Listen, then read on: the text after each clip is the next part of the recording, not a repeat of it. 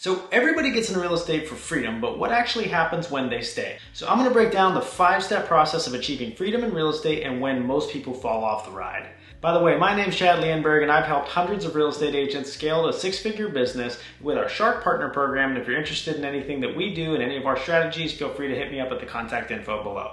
So step 1 is really the decision to get into real estate. It's really that decision to go in. This is going to be the vessel to achieve that freedom that you're setting out. And the freedom is different. I think when people start, some people are just looking for financial freedom. Some people are just looking for time or life freedom, or a combination of the two. It's rare, but some people are looking for location freedom. It's hard to do that as a real estate agent, but it is achievable. But really, honestly, this is the time that people get so out of touch with.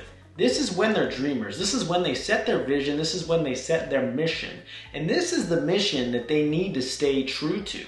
If they stay true to this mission, but most people get away from it, they get sucked into the hamster wheel and they just start to accept what's in front of them like reality, they never achieve what they started this business to do. And honestly, a lot of them end up making it just like another job. So they ended up getting into this business to have control, to have financial freedom, or to have freedom of life, and then they end up getting in this business and they don't have it. So my point with this step 1 is that if you're watching this video and you're wanting to get into real estate for freedom, you need to write down all the things that you do view this career as. I'm not saying that you're going to achieve all of it the exact way you think you will, but you do need to set out what the mission is out the gate, why you're doing what you're doing. Because so many agents I watch get detached from the initial why they got in the business. And if you're one of them watching this video, go back, think of who you were in the beginning, think of what you got into this business for, what started you down the rabbit hole of real estate. Go back to that time and lay it out on a piece of paper. Why are you doing real estate? Why did you start real estate? So that you can get in touch with the true why while you're in this business. And I'm a believer that if you're in touch with that why, it will give you the strength to push through the things you don't want to do to get there at the end. After the decision to get in the business, people go into what I call the second phase or the second step, which is where they either have one of two things happen. So basically it's the it's getting real phase, and they either have a huge boost or a massive slump out the gate. Real estate is an absolute roller coaster. So you might come in whenever that's on a downslope, or you might come in when you're climbing up the hill to go down the downslope. You never really know. And I've seen agents come in and sell 5 houses in their first 30 days. And I've seen agents come in and not sell a house until their 7th, 8th, 9th month into the business.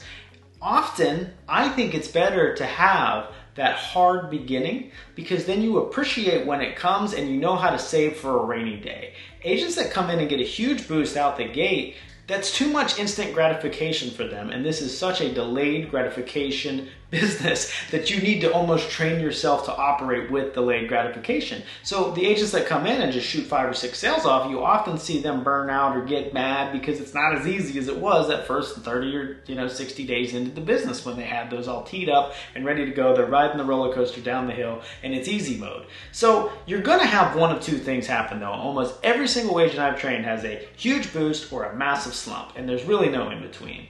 So if you're somebody that has the huge boost, temper your expectations. Prepare for a month where there are 0 sales. It will happen at some point. It may not happen in your first year. It may not happen in your second, but you're gonna have a bad month. It happens to everybody. That train's not gonna keep rolling at the speed it is when you came in.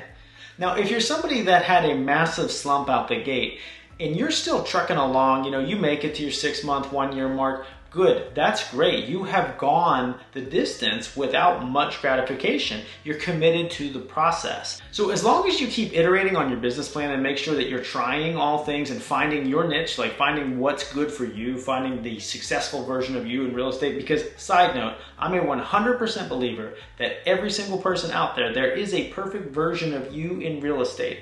I've seen all types of people, whether, super professional, super relaxed, super driven, super friendly, super extrovert, super introvert. I've seen all of them succeed. And there's a template, there's a person out there that's succeeding with almost every personality type you can think of. But you have to find your audience. You have to find how to speak to that audience, how to attract them to you. That's really the problem. So anyway, in this phase, my biggest warning is if you have the boost, temper your expectations. If you have a slump, stay the course. Stay committed to the process, stay committed to the plan, and you'll eventually find success. And when it comes, you'll be much more appreciative of it, and you won't have this big setback. You'll be able to kind of just take a little bit more of that hockey stick of growth, where somebody that came in is, with a huge first 30 days, they're going to have a bit of a downturn that they're not ready for. And that might really give them a few speed bumps that they don't anticipate because they had such a high when they came into the business. So this huge boost or massive slump, 80% of people don't get out of this. They either have the slump too long or don't have enough belief to keep continuing, or the huge boost happens and then once it goes down, they quit. That's why there's an 85 or 86% failure rate in the first 2 years of the business. This is where most people exit because they don't know how to they don't know how to get on that ride on the downhill or on the uphill and find that steady middle. They don't know how to find that, and that's where 80+% of people fall off this ride. So stage 3, and this is where about 10% of people that try real estate get to and really stay. They never get out of, and that is paying the bills. So in this phase, the paying the bills phase, you've made it a legit kind of career. You bought yourself a job. You were able to prove the theory that, hey, I need X amount of dollars, and I was able to make X amount of dollars and pay my bills and get by. But this is not a fixed income career. You're not getting a steady paycheck each week. So what happens at this stage is you feel that roller coaster very harshly. You feel it because some months are just good, they're just over your good amount, so you feel excited, and then the months that are down, you're waiting for those good months to come back. So this is a phase that I think, I say 10%, but that's because of the 100% of people that come into the business, 80% fail, right? 10% get to this phase and get stuck in it, then the rest come in the next 2 steps. So paying the bills, these are the agents that have just been sitting this way for 20, 30 years, and they're never able to escape that job that they bought for themselves. They traded the job where they had rules and times and hours for a job where they don't have that. And they added this fear of uncertainty that happens in real estate with your pay. It's just uncertain. That's what it is. They've added the ups and downs. They've added this anxiety, but they did get freedom of choice on how they do their work. There's not necessarily a boss over their shoulder in this stage. So step 4, and this is where it can get fun, but also where a lot of agents get caught as well. So this is the kind of excess money phase. This is where you have more than you did intend. So, your target was 50 grand and you've got 75 a year, something like that. So it doesn't have to be those numbers. Your journey is your journey, and I respect where everybody's journey is and where they're at in the process. It's all good. My point is, it doesn't have to be 50 and you make 75. It could be 100 and you make 150. It could be 200 and you make 250. The point is you're making more than your kind of career path, your job, your regular job or salary position would pay you. So if you're an excess money person, if you're in this phase, what happens to and this is where, yes, you have a ton of agents that sit in the pay the bills phase, but the ones that do get more than they planned for, they get fat and happy.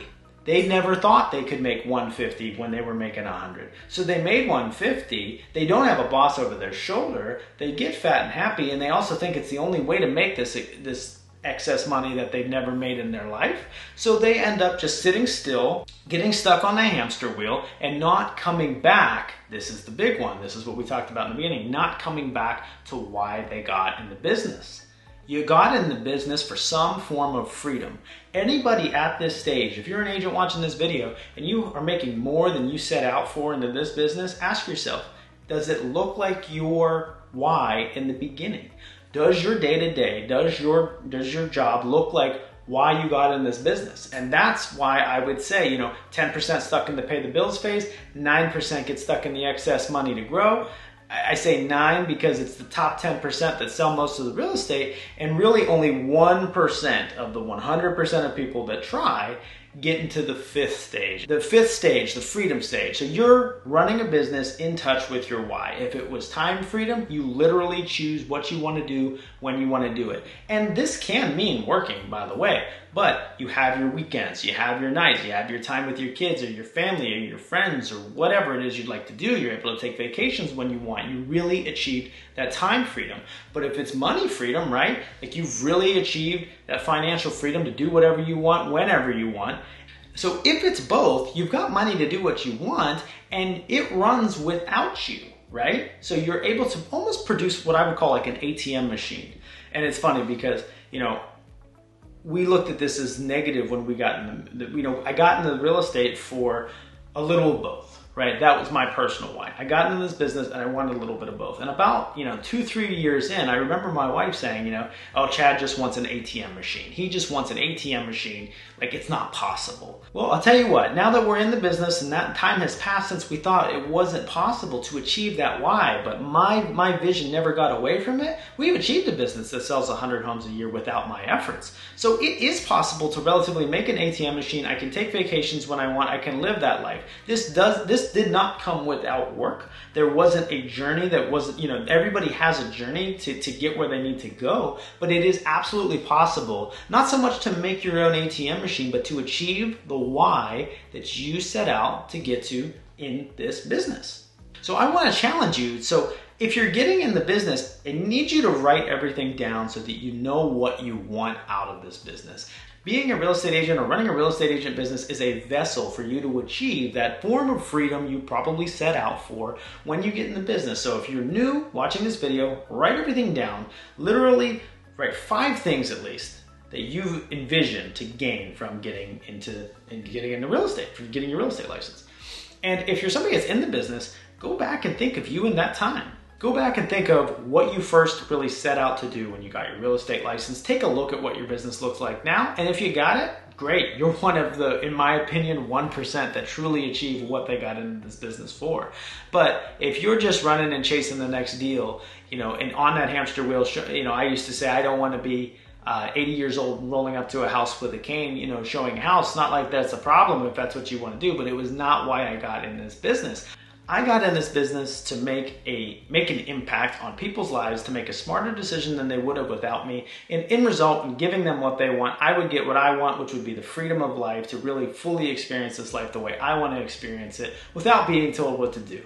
I'm sure some people you might resonate if you're watching this video, but I have a little complex where if you tell me if I'm going to go do the dishes, and my wife says, hey, will you do the dishes? I immediately don't want to go do the dishes. I just have a little problem with that. And this was a vessel where I could do something great for people. I could use my skill set of helping them make a smart move when they're buying or selling basically a product, because I did this prior for free. I would help people decide on an Xbox or a camera or a trip or you name it, right? You wanted to be that consultant, and you might resonate with that because I'm sure everybody has something they're passionate about helping somebody make a good decision with. And that's what this is. And this also has the ability to give you the lifestyle you want while doing it. But remember, the lifestyle you want. That's the point of this video. I see so many agents who get out of touch with the why.